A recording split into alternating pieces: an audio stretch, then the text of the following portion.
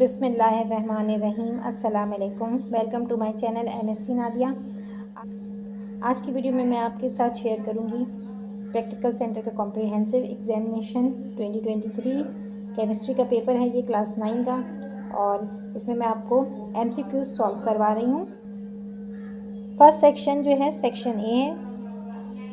अच्छा, ये केमिस्ट्री के पेपर में 3 सेक्शन है, जैसे कि तमाम पेपर्स में सेक्शन A, B, C होता है।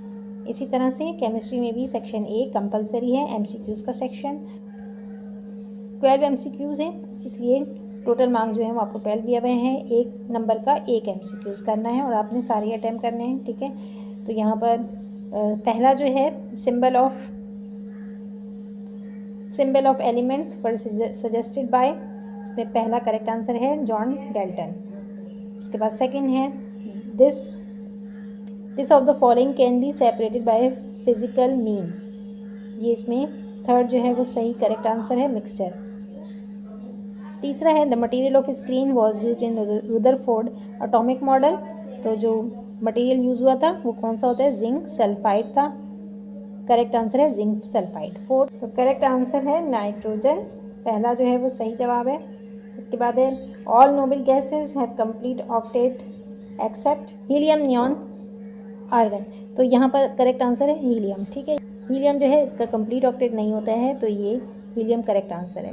अच्छा, all transition elements are metal, सही जवाब है मेटल। इसके बाद है atom lose gain or share electron to achieve the electronic configuration of, इसमें सही जवाब है noble gases. Noble gases correct answer है। 8 है in sodium chloride crystal lattice each sodium ion is surrounded by, यहाँ पहला जो है वो सही जवाब है 6 क्लोराइड आयन। इसके बाद in the most energetic super hot and super excited state of matter plasma, इसका करेक्ट जवाब है। और 10 है solution of known concentration is termed as, known concentration जिसकी कंसंट्रेशन मालूम हो तो स्टैंडर्ड सोल्यूशन कहलाता है। The hardness of diamond at Mohs scale is, यहाँ पर 10 जो है वो सही जवाब है। And this colour is obtain from the compound of sodium, compound of sodium से कौन सा कलर हासिल होता है, गोल्डन येलो, ठीक है। तो ये 12 MCQs थे जिसके मैंने आपको आंसर बता दिए हैं। इसके बाद है सेक्शन बी। सेक्शन बी में शॉर्ट आंसर क्वेश्चन है और क्वेश्चन 2 यहाँ पर आपने केमिस्ट्री डिफाइन करना है और ब्रांचेस बतानी है। फिर and is the name of any 4 scientist modern, ये भी न्यूमेरिकल नहीं है। इसके बाद यहाँ पर आ जाए क्वेश्चन नंबर 3। क्वेश्चन नंबर 3 इसके अंदर आपने मोलर मास डिफाइन करना है और कैलकुलेट करना है मोलर मास H2CO3 का और C6H12O6, ठीक है। इन दोनों का आपने करना है मोलर मास। और यहाँ पर ऊपर आप देख लें, यहाँ पर आपको एटॉमिक मास दिया हुआ है। एटॉमिक मास हाइड्रोजन का 1 है, कार्बन का 12 और ऑक्सीजन का 16, ठीक है। तो मोलर मास हमें मालूम करने के लिए इसकी ज़रूरत पड़ेगी। तो चलें इसे सॉल्व करते हैं।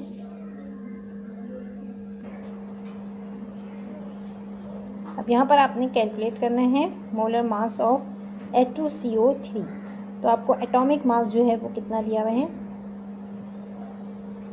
एटॉमिक मास हाइड्रोजन का है, हाइड्रोजन का 1 दिया हुआ है और कार्बन का 12 है, ऑक्सीजन का 16 दिया हुआ है आपको। और हमने अब मालूम करना है इसका मोलर मास। तो मोलर मास हम क्या करेंगे, यहाँ हाइड्रोजन के कितने मॉलिक्यूल्स हैं, 2 है, ठीक है। हाइड्रोजन के यहाँ पर कितने मॉलिक्यूल्स हैं, 2 है। और एटॉमिक मास हाइड्रोजन का क्या है, 1 है। तो आपने 2 को 1 से मल्टीप्लाई करना है, प्लस कार्बन के कितने मॉलिक्यूल्स हैं, 1 है। और कार्बन का एटॉमिक मास क्या है, 12, ठीक है। तो एटॉमिक मास को अपने मॉलिक्यूल से मल्टीप्लाई करना है, यहाँ पर 1 है तो 1 से मल्टीप्लाई करेंगे, प्लस ऑक्सीजन का एटॉमिक मास 16 है और मॉलिक्यूल्स कितने हैं, 3, तो 3 से आपने मल्टीप्लाई करना है, ठीक है। यहाँ 3 से मल्टीप्लाई कर देंगे। अब यहाँ पर 2 1 ज़ा 2, 12 1 ज़ा 12, 16 3 ज़ा 48, तो आपके पास इन सब को प्लस करेंगे, आंसर क्या आएगा, 62 मोलर मास आ रहे हैं। तो molar mass of H2CO3 equal to 62। इसके बाद इसका बी पार्ट है, ये ए पार्ट है, अब इसके बाद बी पार्ट आपको दिया हुआ है C6H12O6। ये किसका फॉर्मूला है? ग्लूकोज का।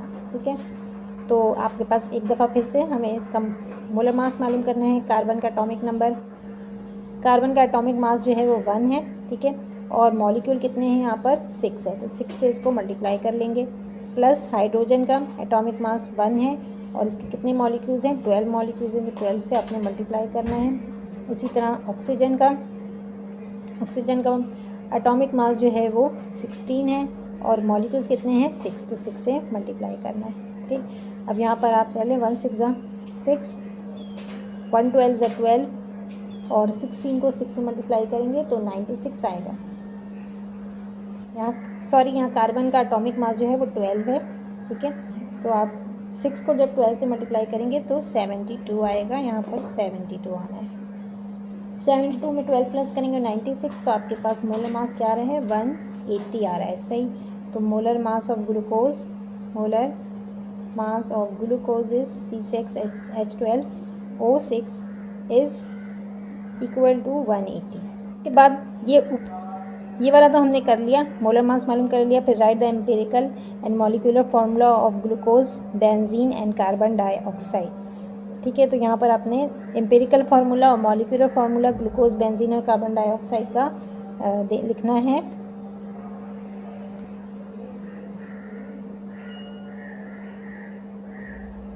और empirical formula and molecular formula of glucose, benzene and carbon dioxide. ठीक है, तो ग्लूकोज का मॉलिक्यूलर फार्मूला क्या है? इसका मॉलिक्यूलर फार्मूला है C6H12O6। इसी तरह हम बेंजीन का लिख लेते हैं C6H6।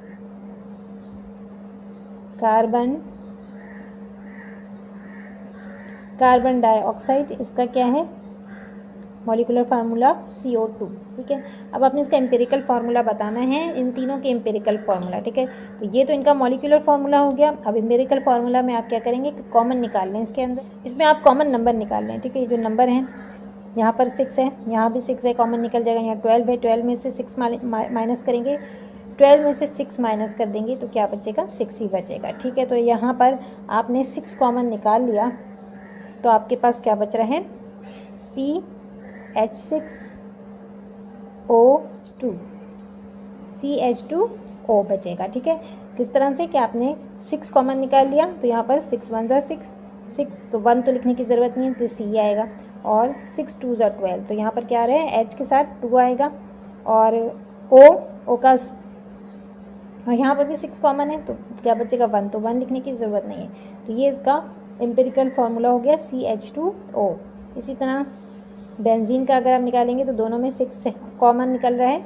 ठीक है, तो क्या आएगा? CH, एम्पिरिकल फार्मूला इसका CH हो जाएगा। और कार्बन डाइऑक्साइड में अगर आप देखें तो कार्बन का 1 मॉलिक्यूल है, ऑक्सीजन के 2 मॉलिक्यूल हैं, तो यहाँ कॉमन नहीं निकल सकता, तो सेम यही आएगा, एम्पिरिकल फार्मूला सेम होगा। कार्बन का मॉलिक्यूलर और एम्पिरिकल फार्मूला जो है वो सेम है, ये आपसे एमसीक्यूज में पूछ सकते हैं। ठीक है, तो ये मॉलिक्यूलर फार्मूला है और ये एम्पिरिकल फार्मूला है।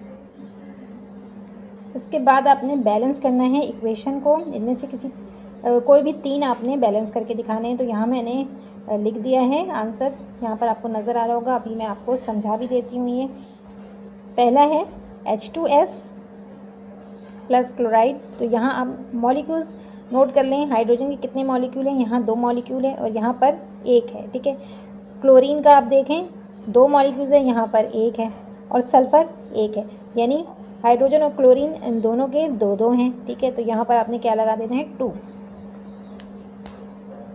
यहाँ पर आपने 2 लगा देना है, तो ये बैलेंस हो गया। ठीक है, हाइड्रोजन भी 2 टाइम्स है और हाइड्रोजन के भी 2 मॉलिक्यूल हैं, क्लोरीन के भी 2 मॉलिक्यूल हैं, तो यहाँ पर 2HCl आ गया, दोनों के 2 मॉलिक्यूल्स आ गए।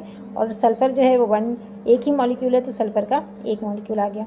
इसके बाद बी है CaCO3, ब्रेक हो रहा है CaO प्लस CO2, ठीक है। Ca किसका है? ये है कैल्शियम के। कैल्शियम के कितने मॉलिक्यूल्स हैं? 1 है। और यहाँ भी कैल्शियम का 1 ही मॉलिक्यूल है। और कार्बन के कितने हैं? 1 मॉलिक्यूल है कार्बन का, यहाँ पर 1 मॉलिक्यूल है।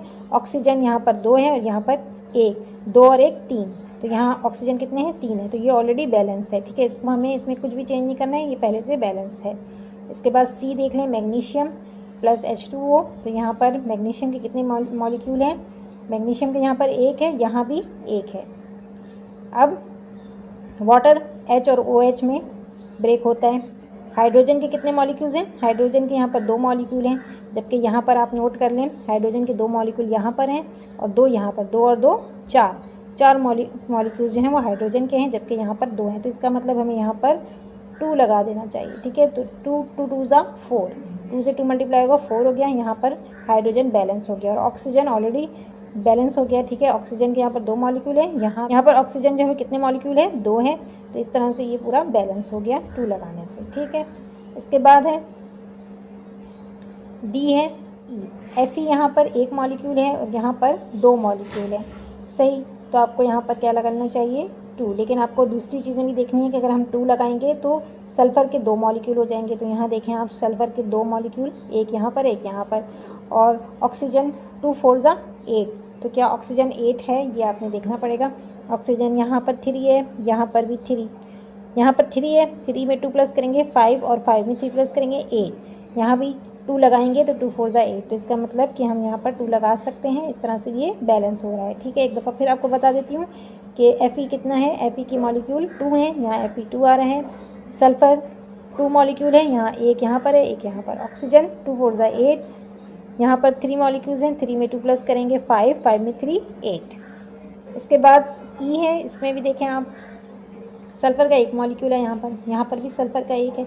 और ऑक्सीजन के आप देखें 2 और 2 4 हैं, यहाँ पर कितने हैं? 3। तो इसका मतलब कि यहाँ इसको बैलेंस करने की ज़रूरत है, ठीक है। इसको बैलेंस करने के लिए हम यहाँ पर क्या लेंगे? 2 ले लेंगे। यहाँ पर अगर हम 2 लगाते हैं तो सल्फ़र के 2 हो जाते हैं और ऑक्सीजन के 2 2 ज़ा 4 और यहाँ पर 2 6, ठीक है। तो यहाँ पर अगर आप 2 लगा लें तो सल्फ़र के 2 हो गए और 2 3 ज़ा 6, 2 को 3 से करेंगे तो 6, तो यहाँ पर 2 लगा सकते हैं, ठीक है। तो यहाँ 2 लगेगा और यहाँ भी 2 लगेगा। इस तरह से ये बैलेंस हो गया। तो आज की वीडियो में यहीं तक करते हैं, इसके आगे का मैं आपको अपनी नेक्स्ट वीडियो में करवाऊँगी। वीडियो पसंद आएगी तो लाइक और शेयर ज़रूर करें, चैनल को सब्सक्राइब कर लें और बेल आइकन पर जाकर ऑल को प्रेस कर लें ताकि मेरी हर आने वाली वीडियो आपको मिल सके। नेक्स्ट वीडियो तक के लिए अल्लाह हाफ़िज़।